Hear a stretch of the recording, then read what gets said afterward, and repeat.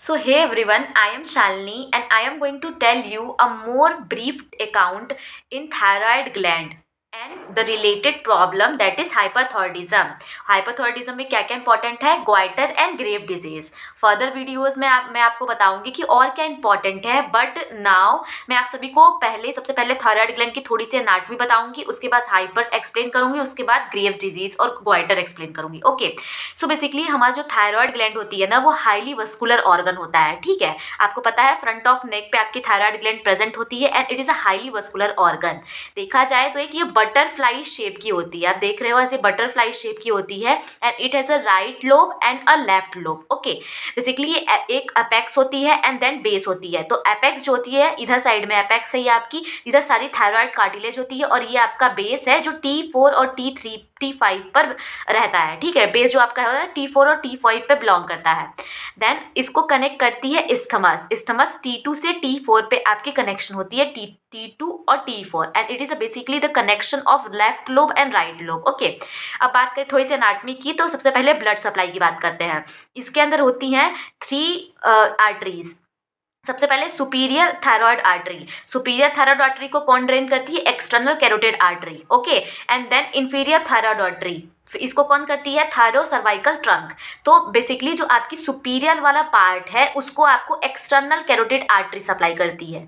Inferior वाला जो part है इसको थायरो सर्वाइकल करती है. और एक होती है आपकी थायरोडेमा ईमा. ओके, इसको कौन करती है? ब्राइकोसिफेलिक आर्टरी जो होती हैं वो इसको सप्लाई करती हैं. ओके, उसके बाद यहाँ पे देखो जो सुपीरियर पार्ट है यहाँ पे एक नर्व प्रेजेंट होती है, that is external laryngeal nerve. Okay, तो आप ऐसे याद रख सकती हो कि सुपीरियर थायराइड आर्टरी जो है वो एक्सटर्नल कैरोटिड आर्टरी से आती है और यहाँ पे आपको नर्व सप्लाई करती है, that is external laryngeal nerve. Okay, यहाँ पे दिख रहा है आपको, यहाँ पे एक्सटर्नल लैरेंजियल नर्व. उसका थायरो सर्वाइकल ट्रंक जो आपकी इंफीरियर थायराइड आर्टरी होती है वो ड्रेन होती है थायरो सर्वाइकल ट्रंक से एंड देन यहाँ पे होती है आपकी recurrent laryngeal nerve.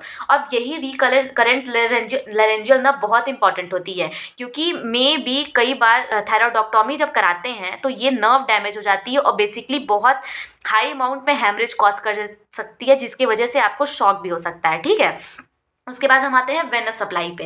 Venus supply जो होती है आपकी 3 होती है. सबसे पहले सुपीरियर, मीडियल और इंफीरियर. जो आपको सुपीरियर और मिडिल वाली है उसको ड्रेन करती है इंटरनल जुगुलर वेन और इंफीरियर को कौन करती है? ब्रेकियोसेफेलस. तो ऐसा रख लो, ऊपर और बीच वाले को internal jugular vein and inferior वाले को ब्रेकोसेफेलिक वेन्स. ठीक है, लिम्फ में मेन लिम्फ है इसका डीप सर्वाइकल लिम्फ नोड और इसके होती है कैप्सूल. सबसे पहले true capsule and false capsule. तो जो आपकी ट्रू कैप्सूल होती है उसमें कनेक्टिव टिश्यूज होती हैं और जो फॉल्स वाली होती है उसमें प्रीटेकियल फेसिया वगैरह होती है. अब देखो ये जो ट्रू कैप्सूल होती है ना, इसी के अंदर आपके पाए जाते हैं पेरेन्काइमा सेल्स. ओके, और इसी के अंदर आपके होता है थायराइड फॉलिकल. सबसे लार्ज अमाउंट में प्रेजेंट होता है आपका थायराइड फॉलिकल, दैट इज 98%. और कुछ पैराफॉलिकल सेल्स होते हैं जो 2% होते हैं. अब पैराफॉलिकल सेल्स क्या करते हैं?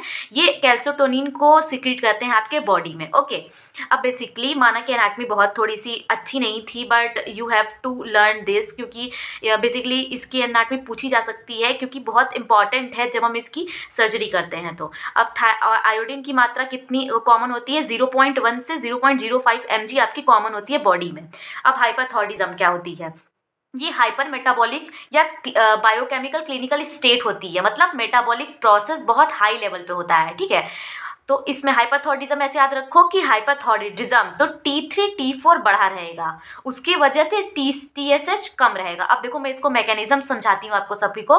सबसे पहले ये है आपका हाइपोथैलेमस. ठीक है, हाइपोथैलेमस और यहाँ पे है आपका थायरोक्सिन रिलीजिंग हार्मोन होती है यहाँ पे. ठीक है, अब ये पोर्टल सिस्टम के थ्रू आपके एंटीरियर पिट्यूटरी में आती है, सिक्रीशन करती है. तो यहाँ से निकलता है आपका TSH. तो बेसिकली TRH जो है वो आपके पोर्टल सिस्टम के थ्रू आती है एंटीरियर पिट्यूटरी पे. एंटीरियर पिट्यूटरी रिलीज करती है आपको thyroid stimulating hormone, that is TSH. ये काम करती है आपके thyroid follicle, that is thyroid gland में छोटे छोटे थायराइड फॉलिकल वहां पे काम करती है और ये T3 T4 सिक्रीट करती है. तो यही निगेटिव फीडबैक है कि जैसे ही आपके बॉडी में T3 T4 की मात्रा ज्यादा हुई तो ये निगेटिव फीडबैक देती है TSH को और TSH कम होते ही आपको ये निगेटिव में चला जाता है और ये बहुत ज्यादा बन रहा है उस टाइम पे, तो हम इसको बोलते हैं कि पॉजिटिव निगेटिव फीडबैक है. दैट इज T3 T4 बहुत ज्यादा रहेगा जिसकी वजह से TSH बहुत कम रहेगा. That is a negative feedback of this thyroid gland and ये पिट्यूटरी ग्लैंड. ओके, फर्स्ट आते हैं हम ग्वाइटर पे। तो ग्वाइटर जो है ना, ये एक वर्ड से लिया गया है, that is gutter, which means throat and enlargement of thyroid gland, may be normal production और एबनॉर्मल प्रोडक्शन। ओके, तो basically enlargement of thyroid gland होगा। उसके बाद सबसे इंपॉर्टेंट आता है पहले सिंपल ग्वाइटर। सिंपल ग्वाइटर क्या होती है? जो सिंपल आपके एनलार्जमेंट हो जाती है, नोड्यूल फॉर्मेशन हो जाती है, आपको देखने को मिल सकती है। अगर आपके क्लिनिक पे कोई पेशेंट आता है और आपको वहाँ पे देखने को मिल रहा है नेक पे स्वेलिंग देखने को मिल रही है, दैट इज ग्वाइटर। तो अगर सिंपल ग्वाइटर है तो वो फैमिली के थ्रू भी, किसी को अगर फैमिली इशू है, हेरिडेटरी हो सकती है, या एंडेमिक, मतलब एंडेमिक का मतलब हो गया कि मान लीजिए किसी एंडेमिक एरिया में आयोडीन की डिफिशियंसी हो जा रही है, तो वहाँ पे भी आपको ये सिंपल ग्वाइटर देखने को मिल सकता है। या फिर फिजियोलॉजिकल, प्यूबर्टी और प्रेगनेंसी में एक फिक्स मिनिमम अमाउंट चाहिए होती है आयोडीन की, और अगर वो प्यूबर्टी और प्रेगनेंसी में नहीं मिलती है, that is form simple goitre. Okay, अब देखो, सबसे पहला पॉइंट होता है इसका डिफ्यूज हाइपरप्लास्टिक। सबसे पहले डिफ्यूज हाइपरप्लास्टिक, अब ये टीनेजर में सबसे ज़्यादा कॉमन होता है। ओके, बट ये बाद में डेवलप हो जाता है मल्टी नोड्यूलर या नोड्यूलर के फॉर्म में। ओके, इसके सिम्टम बेसिकली क्या है? Swelling of neck. पहले आपको देखने को क्या मिलेगी? इसकी सिम्टम क्या होगा कि स्वेलिंग ऑफ नेक होगा, और प्रेशर इफेक्ट ऑन ट्रैकिया और ईजोफेगस। ईजोफेगस और ट्रैकिया पे आपको निगेटिव इफेक्ट देखने को मिलेंगे। अब साइन क्या है? इंस्पेक्शन जब आप करोगे, इसको टच करोगे तो मूव्स ऑन स्वेलिंग। वैसे नॉर्मली जो होती है ना, वो मूव्स करती हैं, जब जब आप थोड़ा सा भी निगलने की कोशिश करोगे तो ये मूव करेंगी। बट अगर कार्सिनोमा किसी को है या फिर थायरोडाइटिस का केस है किसी को, तो ये स्वेलिंग में हिलते नहीं है। ठीक है, तो आप इससे पता लगा सकते हो कि कार्सिनोमा है या फिर थायरोडाइटिस है या फिर कोई और प्रॉब्लम हो रही है बॉडी में। अब आ जाओ सेकंड पॉइंट पे। सेकंड क्या है? कोलॉइड। ये आपका टीनेजर में कॉमन था, और ये कब कॉमन है? एबव 25, मतलब 30s में। सिम्टम क्या है? सेम एज हाइपरप्लास्टिक, मतलब हाइपरप्लास्टिक की तरह सारे सिम्टम दिखेंगे, निगेटिव प्रेशर दिखेगा, स्वेलिंग वाली दिक्कत भी दिखेगी। बट जो पाल्पेशन करेंगे आप कोलॉइड वाले को ना, तो ये सॉफ्ट होगा, स्मूथ होगा, और सर्टेन अमाउंट का पेन देखने को मिलेगा। ओके, देन कॉम्प्लिकेशन क्या है कि इसमें थायरोटॉक्सिस पता चलेगी, या फिर ट्रैकियल ऑब्स्ट्रक्शन या कार्सिनोमा इसका कॉम्प्लिकेशन है। अभी मैं बताऊंगी थायरोटॉक्सिस क्या होती है नीचे।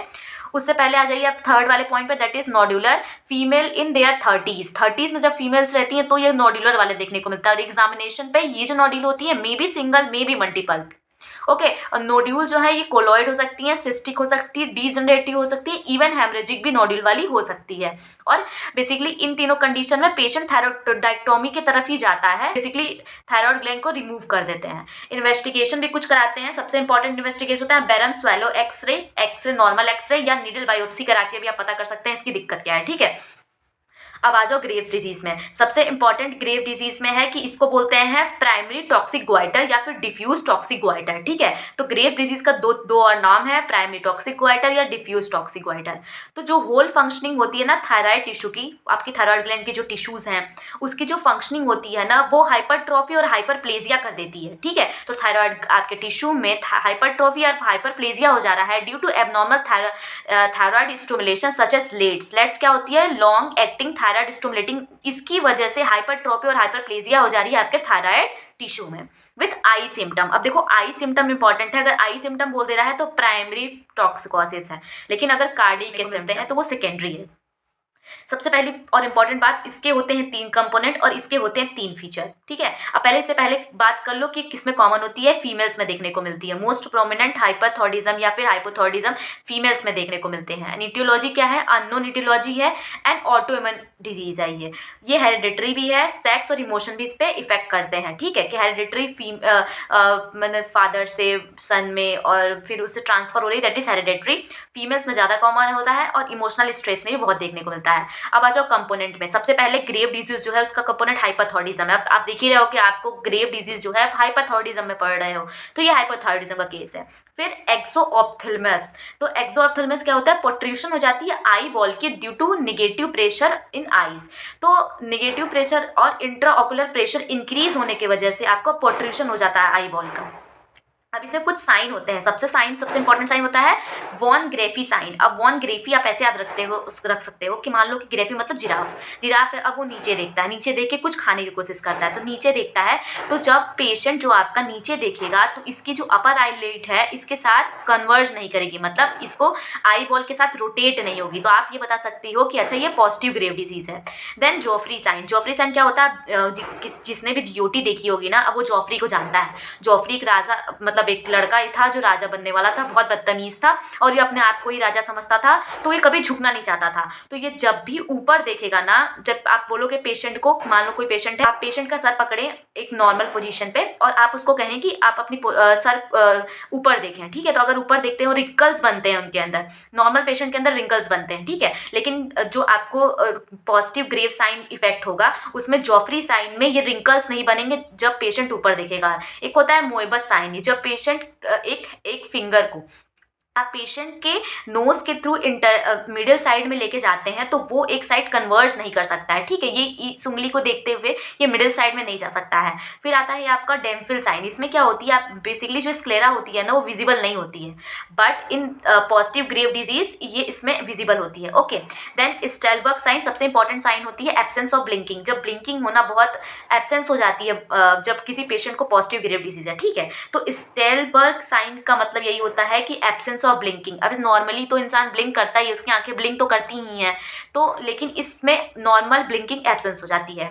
अब देखो थर्ड इसका है कंपोनेंट डर्मोपैथी कॉल्ड प्रीटिबियल मिक्सोडीमा। अब ये क्या होती है, थिकनिंग हो जाती है स्किन की with the mucin like deposit in lower part of the leg. Lower part of leg पे एक म्यूसिन टाइप की डिपोजिशन हो जाना, और अर्ली में ये रेड होती है, थिक होती है एंड रेड होती है। अब क्लिनिकल फीचर पे आ जाओ। सबसे इंपॉर्टेंट क्लिनिकल फीचर है ग्वाइटर। अभी मैंने आप सभी को ग्वाइटर पूरा पढ़ा दिया, ठीक है? ग्वाइटर जो है स्मूथ होती है, नोडुलर होती है, और सबसे इंपॉर्टेंट वस्कुलरिटी इसमें बहुत कॉमन होती है क्योंकि ये हाईली वस्कुलर ऑर्गन है आपका थायराइड ग्लैंड।